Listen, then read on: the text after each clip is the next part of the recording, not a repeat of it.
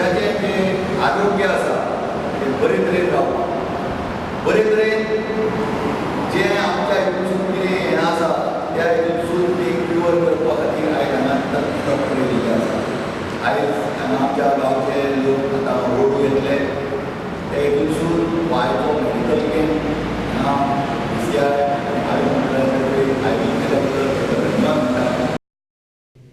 PCI JCI Mapusa, शिरसय कोमनीदाद आनी भलायकी संचालनालयाच्या जोड पालवान शिरसय हांगा भलायकी शिबिराचें आयोजन केल्लें. शेनवार दीस शिरसय कोमनीदादीच्या सभाघरांत जाल्ल्या भलायकी शिबिराक शिरसय आनी सरभोंवतणीच्या वाठारांतल्या लोकांनी हजेरी लायिल्ली. शिबिराच्या उक्तावणाक JCIचो अध्यक्ष, शिरसय पंचायतीचो सरपंच, कोमनीदादीचो एटॉर्नी जनरल, येरादारी पुलीस निरीक्षक आनी हेर मानेस्त माचयेर आसले. शिरसयतल्या लोकांक येरादारी विशीं म्हायती दिवप आनी भलायकी शिबिराक वांटेकार जाल्ल्यांक आयुर्वेदीक वखदां दिवपाच्या हेतान शिबिराचें आयोजन केल्ल्याची म्हायती JCIचो अध्यक्ष उसपकारान दिल्या. कॅम्प ऑर्गनायज करपाचो मेन उद्देश सगळ्यात पयलीं म्हणटा तो लोकांक मदत जावची, तो जाल्लोच आसा. सर्वीस टू ह्युमॅनिटी आमी JCIन तरी मानता is the greatest work of life. आनी अपार्ट फ्रॉम दॅट आयुश अशे टायपचे डिपार्टमेंट आसा जो अशी टायपची एक मेडिकल पद्दती आसा जेच्या बद्दल चडशा लोकांक खबर ना.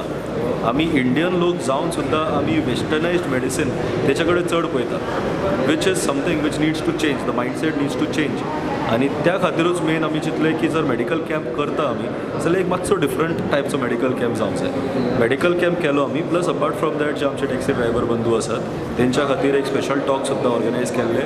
आमचे PSI रामनाथ मंगेशकर, म्हापसा पुलीस स्टेशनार PSI आसात, तेंच्यांनी सुद्दां येवन 2 शब्द आमच्या टॅक्सी ड्रायव्हरांक तशेंच बाकीच्या मेंबर जे आसले मेडिकल कॅम्पाक सकाळी तांकां सगळ्यांक सांगलेलें आसा.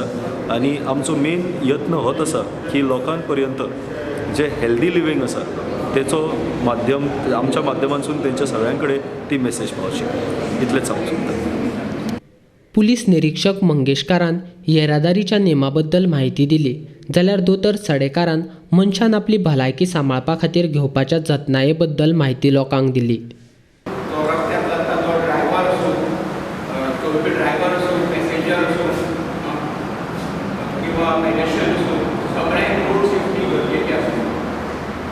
रोड सेफ्टी गरजेचें कित्याक ते रस्ते चड वल्लरे आसता, रिस्क चड आसता. सेफ्टी तो सगळ्याक सगळे कडेन आसता. घरा सुद्दां सेफ्टी पाळची पडटा, कामाक गेल्यार सुद्दां सेफ्टी पाळची पडटा.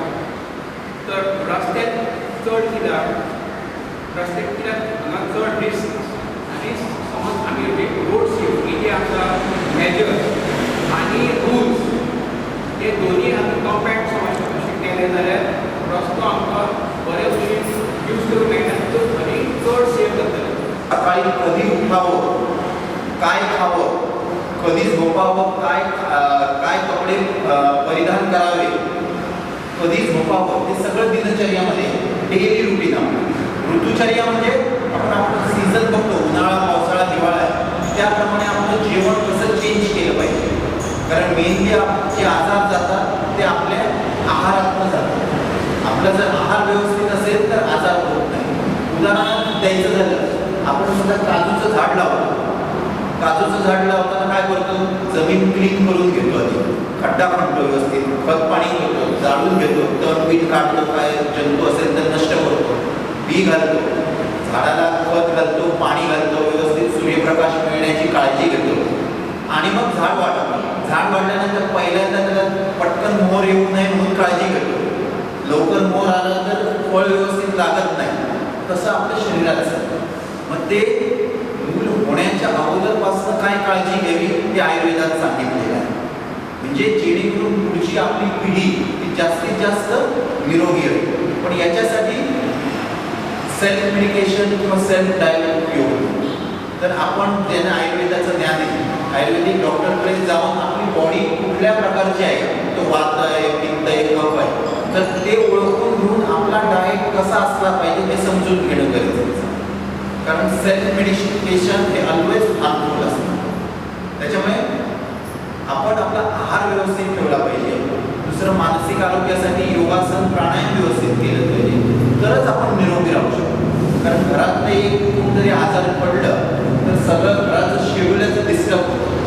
त्याच्यामुळे आपली जर शरीररूपी गाडी व्यवस्थित जर चालायची असेल तर आपली दोन्ही चाकं शारीरिक आणि मानसिक व्यवस्थित राहिली पाहिजे.